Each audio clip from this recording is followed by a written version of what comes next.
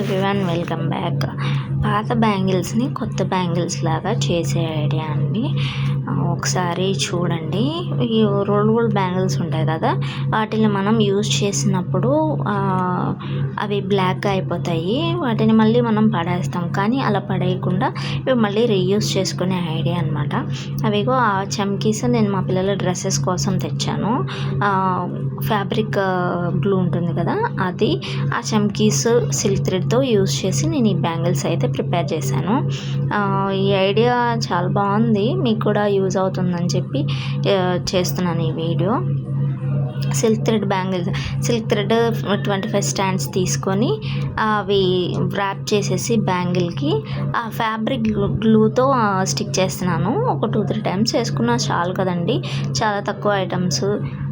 Already పాత bangles. ఎలా ఉంది ఈ ఐడియా? మీకు నచ్చినట్లయితే లైక్ చేయండి. థ్యాంక్